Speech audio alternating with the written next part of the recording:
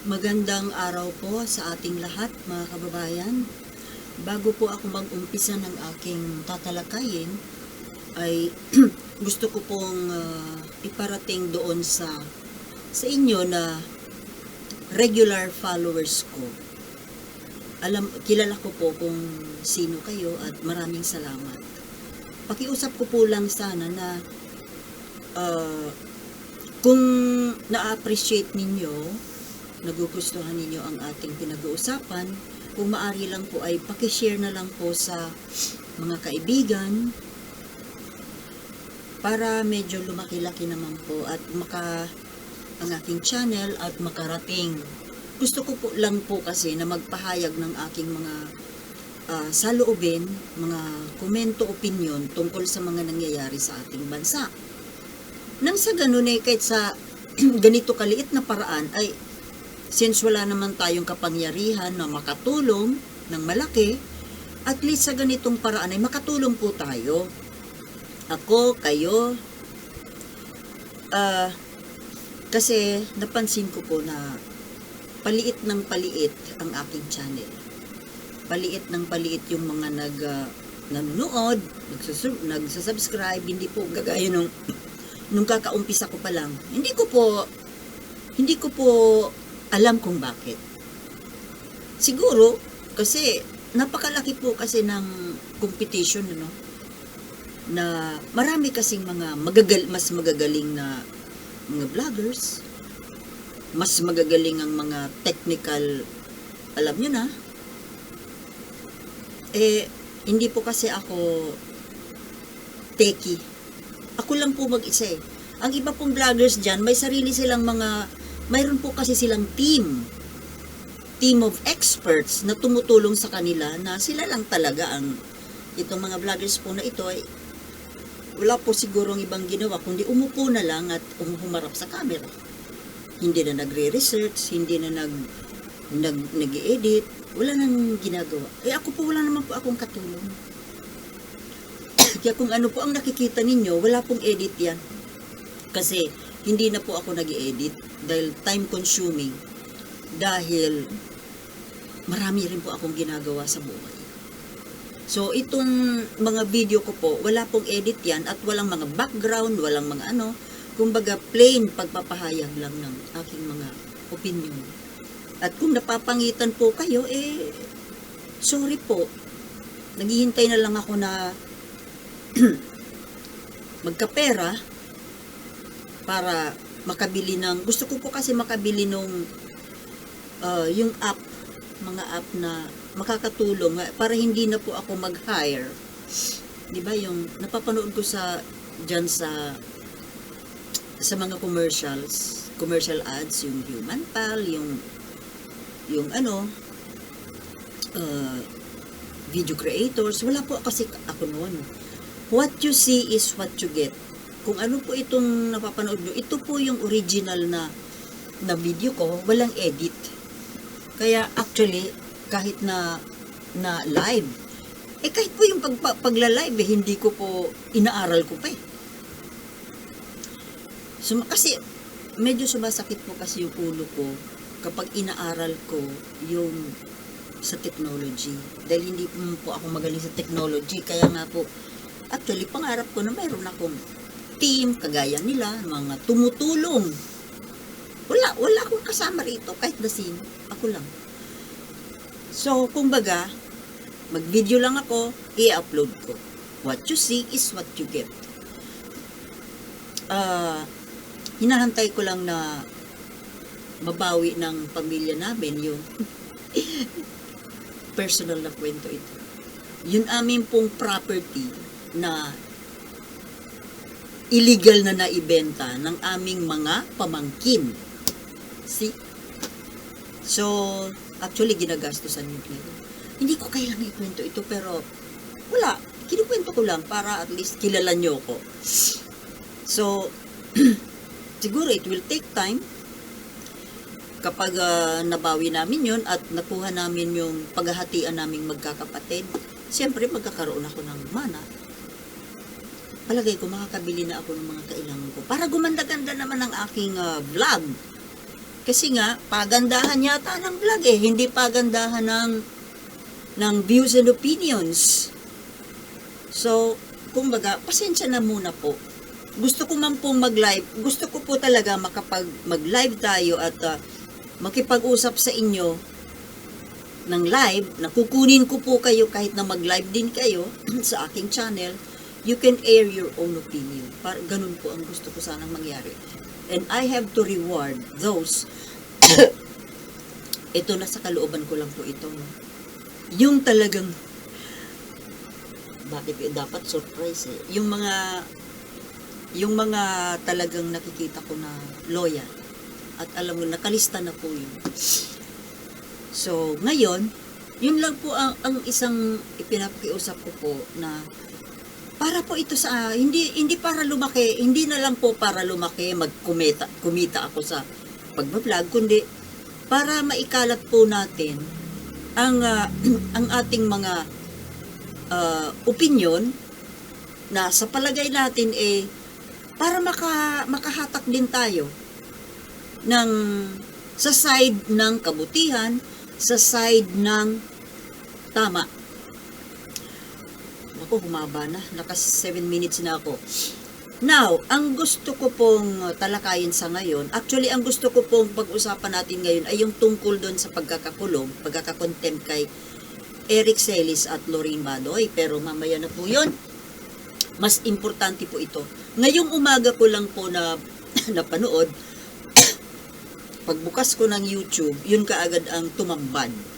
Yung si Maharlika po. Actually, dati follower ako niyan. Pero tinigil ko na kasi parang naiirita na ako sa mga ano niya.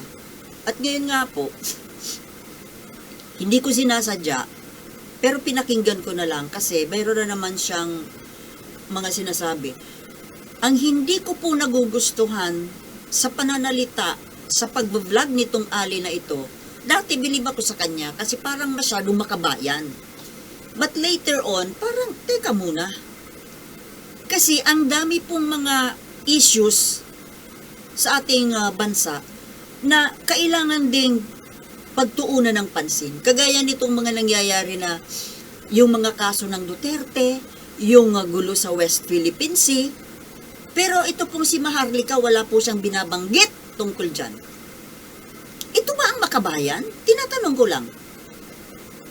Kung talagang ikaw, Maharlika, ay talagang totoong makabayan, bakit ang nakafocus ka lang lagi sa mga kapalpakan at mga kalokohang ginagawa nitong first couple, Bongbong Marcos at Liza Araneta? Hindi ko po sinasabi ito na kinakampihan ko ang mga kalokohan nila. Fair lang po tayo dito dahil tayo po ay nasa side ng bayan.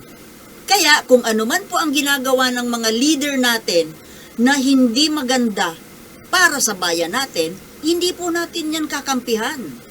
Just like this, itong latest na barrage niya dito sa mag-asawang Bongbong at Liza. Yung tungkol sa Marawi bombing at yung pagbibigay ni PBBM ng kanyang komento tungkol sa Marawi bombing na it took several hours after na yun pala. Kaya yata hindi makapagbigay ng komento kasi busy po na nag-a-attend ng kasalan ng mga elite. Kasal nung anak ng Aboitiz na kaibigan nila. Mga kaibigan nila, anak nung Aboitiz at ng Jerry Acuzar. Naginanap dyan sa yung resort ng mga Acuzar. I forgot exactly the name, but it bears the name Acuzar. Diyan sa Bagak, Bataan. Actually, taga dyan ng aking, my friend ako dyan. Ngayon, na mas galit na galit itong si Maharlika na pasigaw, nagsisisigaw siya. Ang hindi ko po gusto sa kanya kasi may kahalo po kasing mali siya at may halong kabastusan kung siya ay kapag siya po ay anong tawag dito? Kapag binabatikos niya, itong mag-asawa, nagbabanggit siya ng yung mga itlog ni Kuting. My goodness! Kasi tayong mga vloggers, kahit papano, we are regarded as journalists also. Ako minsan, in my past vlogs, sa galit ko, napapamura din ako. Pero sa ngayon, ayoko nang, kasi gusto ko nang iwasan. Dahil, minsan nga po, may nakapag-comment na isang viewer ko na, sige, mura pa more. Mura pa more. Kaya, gusto ko na pong iwasan yon. Actually, sa totoong buhay, hindi po ako pala mura. Hindi ako nagmumura. Pero dahil dito sa mga nakakagalit na mga nangyayari, actually, napapagaya ako kay Maharlika. Pero ayoko na. Now, ano ba ang gusto kong puntuhin dito? Na ito pong si Maharlika at napakarami niyang followers, napakarami niyang tagahanga. I'm sorry, may sakit pa po ako sinusubaybayan siya ng maraming tao. At marami siyang nabibrainwash. Ang ibig ko lang sabihin, wala naman pong kaso sa pagiging vlogger ng kung magpahayag tayo ng sarili nating opinyon. Kaso, ang atin pong mga opinyon ay nakaka-apekto, nakaka-influence. Kaya nga po tinawag tayong influencer. Di po ba? Nakaka-impluensya ng ibang mga utak. At itong ginagawa, ang hindi ko po, napaka-biased po nito ni Maharlika, sa totoo lang. Biased. Wala nang ibang, nakafocus lang lagi sa mga masasamang, walang ibang sinisilip, hinahanap, kundi kabulukan, kasamaan nitong mag-asawa. Lalo na ni Bongbong Marcos bilang Pangulo. At ngayon, dito sa video niyang ito, yung ikinakagalit niya dahil ang ginawa nitong mag-asawa, lalo na po si PBBM, na habang yung Marawi, yung yung Mindanao State University ay binubomba, itong mag-asawa, si BBM, ay nag-a-attend ng kasalan. Now, anong oras po ba nangyari yung bombing? It was 7:30 in the morning. At yung kasalan dyan sa Acuzar wedding, Acuzar Aboitiz wedding, dyan sa Bataan, ay nangyari yan, nag-start yata afternoon hanggang evening. So, sa totoo lang din naman kasi, hindi po tayo nagiging bias ha. If I were the president, no. Hindi po ba dapat, ano ang ginagawa ni PBBM nung umaga? Diba? Right after the bombing, mayroon na kaagad yung nag-inform. Maybe after, just a few minutes after the bombing, merong nag-inform kay BBM about the incident. Pero, ilang oras po ba lumipas bago nagpahayag ng komento, reaksyon si PBBM? Mr. President, ako po ay follower ninyo. Ako ay Marcos loyalist. Pero, sa mga ganitong pagkakataon, hindi po tayo nagiging bias. Di po ba dapat, bilang Pangulo, di po ba dapat inasikaso nyo muna yung mas importante, yung Marawi wedding? After all, umaga nangyari yun. You have your own plane, you have your own helicopter. Hindi po ba dapat, ora mismo, pinuntahan ninyo yung Marawi? It won't take an hour, I think. Or maybe an hour. Di ba dapat binisita ninyo inocular inspection? Or if not, at least man lang, you went on air at narinig namin ang inyong pahayag tungkol dito sa bombing. Hindi po natin masisisi si Maharlika na magtatalak. Tama nga naman siya. Bakit inuna yung wedding? Ninong daw yata doon. Okay, ninong. At itong wedding, of course, ito po ay scheduled na. Way back, I think, months ago. So, ito ay naka-schedule na nung Sunday. And the bombing was abrupt, unscheduled. But, the bombing happened early in the morning of Sunday, December 3. And the wedding happened in the afternoon until evening. Bakit po, Mr. President, wala kayong ginawa within the hours? Ilang oras yon? 8 a.m. to maybe 4 p.m.? Pwede pa po kayong nag-attend ng wedding in the afternoon. Or worse, pwede ninyong kinancel yung pag-attend ng wedding. After all, nandoon si First Lady. Di siya na lang dapat sana ang nag-attend doon in behalf of you. Pwede namang absent ang ninong sa kasal mismo. Nandiyan naman yan, nasa lista. Nakasulat, ito ang ninong. Bakit nga naman kasi? Kaya napupulaan po kayo ng mga kritiko. I am not criticizing you, Mr. President, but I am reminding. Kasi ayoko na pong dumami pa ang mga critics ninyo na ang ginawa pati nitong kritiko ninyo na dati napaka-loyal ninyong tagahanga at supporter na si Maharlika. Ano nangyari? Ako po ay nanghihinayang kay Maharlika. Dahil sa kanyang very passionate na pag-support sa isang politiko, what went wrong? Ano ba talaga ang ikinagalit ni Maharlika para siya ay tumalikod sa inyo? And now, ito naman pong si Maharlika ang ginagawa, wala nang ibang sinilip kundi mga kapalpakan at kasamaan. Maharlika, bakit gustong-gusto mo na si Sara ang pumalit? Why? Makakapagbigay ba siya sa iyo ng benepisyo, yung hindi mo nakuha kay BBM?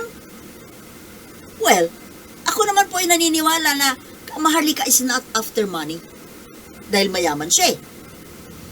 Ang akin lang po na ipinagtataka, Miss Maharlika, ay bakit pagdating sa West Philippine Sea issue, ay wala kayong reaction, opinion. Wala na kayong ibang ginawa kundi i-expose ang mga kabulukan, kahit very personal na kabulukan nitong mag-asawa na minsan wala namang kinalaman sa pamumuno, sa pamamahala, paggugobyerno. Tama ba? Sino ba ang walang mga personal dirt? Even me, I had. Even you. Alam natin na ito ay first couple, first lady, presidente. Kailangan ba, is it necessary to expose every bit of dirt nitong mga taong ito? Alam nating masisira. Alam nating masisira ang pagkatao nitong mga taong ini-expose mo. And the whole world will know. Ganito pala ang Pangulo ng Pilipinas. Ganito pala ang First Lady. Now, kung talagang makabayan ka, Maharlika, gusto mo ba na ang ating first couple ay pinagtatawanan ng buong mundo? Pagka makabayan ba yan? Now, this is the worst thing. Dito sa last video mo na ito about the Ako sa wedding, tama ka naman eh. Naging irresponsable po, mga kababayan, si PBBM, dito sa pangyayaring ito, wala tayong kaalam-alam na during the time of the bombing, actually after the bombing, dapat sana, if you are a very responsible and loving president, di ba dapat inunan nyo muna yung mga biktima sa bombing, yung issue ng bombing. Pwede pa naman kayo nag-attend ng wedding in the afternoon, in the evening, or kahit hindi na. Ano ba naman yan? Well, happy-happy, okay. Gusto nyo mag-attend ng wedding ng party, okay. But the wedding happened afternoon until evening. Bakit hindi ninyo inasikaso itong bombing na nangyari nung umaga, early in the morning? Pwede ba, mahal na Pangulo? Be sensitive. Be sensitive to ordinary people. Kasi ang mga biktima dito sa Marawi bombing na ito are ordinary people.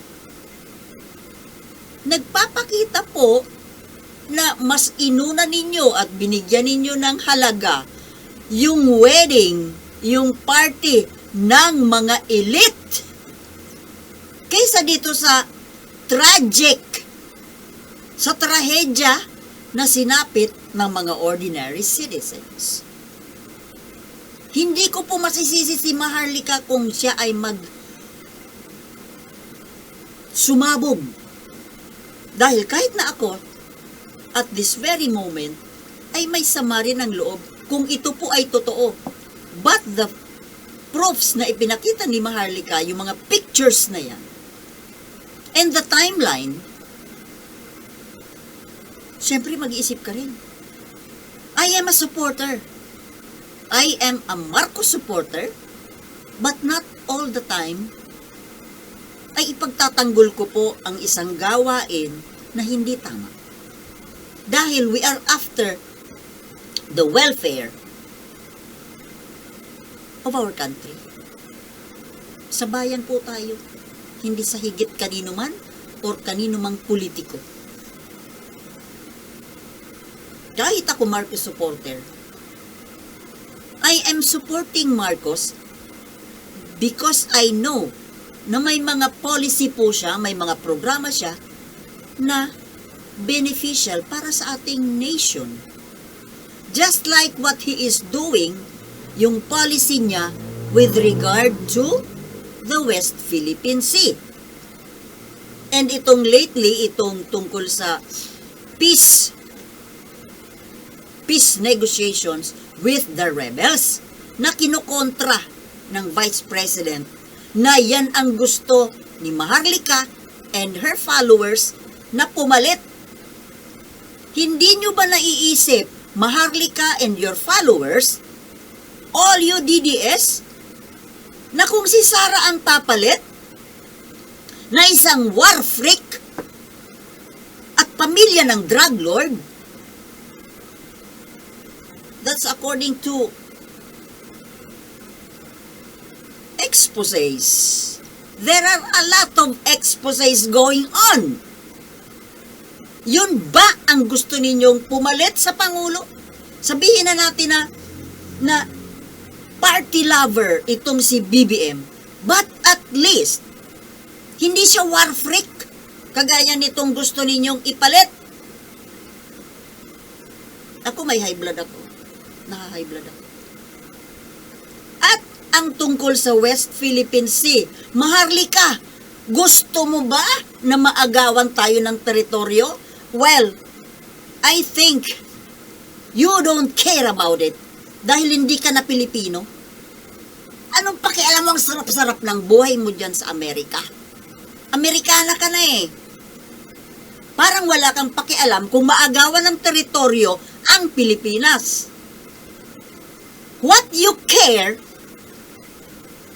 what you only care as para mailuklok yung kaibigan mo, yung hinahangaan mo. Bakit? For what reason? Ha? For what reason? Hindi, I don't think that Maharlika is not aware of what the Dutertes have been doing and are still doing with regard to drug trade, drug war, and the issue with the Chinese. I'm not pro-Chinese, kahit na nakadamit ako ng ganito. Alam nyo, itong damit na to, regalo ito sa akin ng Haponesa na naging kaibigan ko.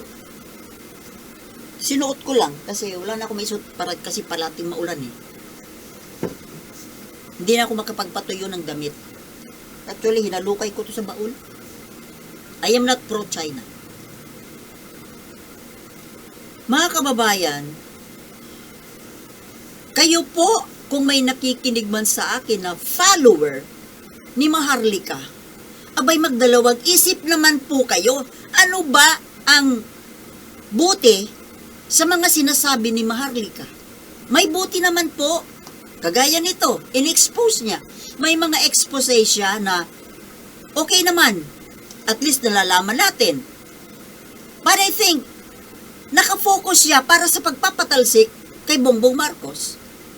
Biro mo dito sa vlog niya na to, inuudyukan niya ang mga pulis at military at lahat ng mga Pilipino na mag-alsa laban sa gobyerno. Tama ba yan? Pwede tayong mag-criticize sa ating gobyerno, sa ating leader, kung talagang tayo ay nagmamalasakit sa ating bayan. I-condemn natin yung ginagawa. But, para patalsikin yung kasalukuyang Pangulo, para ipalit ang isang tao na totoo namang hindi, yan po ang talagang walang malasakit sa bayan. Bakit? Nakikipag-friendship nga sa China, oh. At mas gusto niya na walang peace talk with the rebels. Gusto niya magpatuloy ang pagiging rebelde ng mga NPA nang sa ganon, meron siyang hahabulin. Gusto niya pagpapatayin. Kapwa Pilipino, gusto niya pagpapatayin. Pero ang mga inchik, wini-welcome niya dito sa ating bansa. Anong klase yan? Mas pinapaboran yung foreigner kaysa mga sariling kadugo, kalahi. Kaya po binibigyan ng amnesty at peace talk ni Bongbong Marcos dahil gusto niya nang matapos, gusto nang wakasan ng ating gobyerno ang mga pagre-rebelde ng ating mga kalahi para tahimik. Pero ano ang gusto ni Sara Duterte? Magpatuloy. Huwag mag-peace talk nang sa ganon yung mga rebelde tuloy sa pagre-rebelde at pag siya na ang Pangulo, paghahabulin niya na parang daga, pagpapatayin. Sino ngayon ang war freak? Madugo ang isip, madugo ang kamay nang gusto ninyo na maging Pangulo. Gusto ninyong pumalit. Nang uudyok ng kudeta, nang uudyok na sundin yung panawagan ni Duterte na huwag magbayad ng buwis. Anong klaseng pagkamakabayan yan, Maharlika? Palibhasa, hindi ka na Pilipino. Hindi ka Pilipino eh. Kung talagang makapilipino ka, ang pagtutuunan mo ng pansin ay para sa ikabubuti ng bansa. Hindi para sa ikabubuti ng isang pamilya lang na gustong maghari, gusto ng gera. Gustong girahin yung kapwa Pilipino, pero yung foreigner na China ayaw girahin. See? Mga kababayan, please, dito sa aking mga wala pa sa 10 na followers, please lang, paki-share nyo po at paki-like para nang sa ganon ay dumami naman para matuwa si algorithm at ma-share po. Mga kababayan, hanggang dito na lamang po kasi kumakati na naman ang lalamunan ko. Kasi may sakit pa po ako. Okay? Actually, marami pa akong gustong sabihin pero hanggang dito na muna lang po at maraming salamat sa panunood and I'll see you in my next vlog. Thank you. Peace.